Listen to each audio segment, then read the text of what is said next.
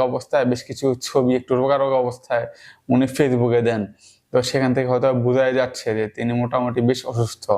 এখন একটা মানুষ সুস্থ থাকলে তো আর হসপিটাল যায় না, অসুস্থ থাকলেই হসপিটালে যায়।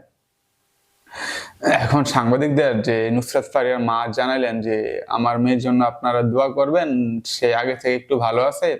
আপনাদের দোয়ায়। তো সে যদি আরেকটু সুস্থ হয়ে যায়, তারপর আমরা চিকিৎসার জন্য তাকে থাইল্যান্ডে নিবো।" এখন আসলে বড়লোক মানুষ টাকা-পয়সা থাকলে তো অনেক কিছুই করতে পারে। সামান্য মাথা ব্যথার চিকিৎসার জন্য থাইল্যান্ডে যেতে হয় মানুষের। ভাইবা দেখছেন আমাদের দেশের চিকিৎসা ব্যবস্থা কোন জায়গায় পৌঁছাইছে। মানুষ এখন আর মাথা ব্যথার চিকিৎসাটাও দেশে করতে চায় না। এখন সেটা তো সমস্যা না। কিন্তু যখন আমরা ফেসবুকে বিভিন্ন কমেন্টস দেখি তখন মানুষ নানান রকমের আলোচনা এবং সমালোচনা অনেকে অনেক কিছুই করেন। আর আমাদের যে সাংবাদিক ভাই আসলে সেলিব্রিটিদের নিয়ে আসলে তারা একটু বেশি পড়ে থাকেন। যেমন আমি নিউজটা দেখলাম RTVতে। তো সেখানকার সাংবাদিকটা কি করলেন যে নুসরাত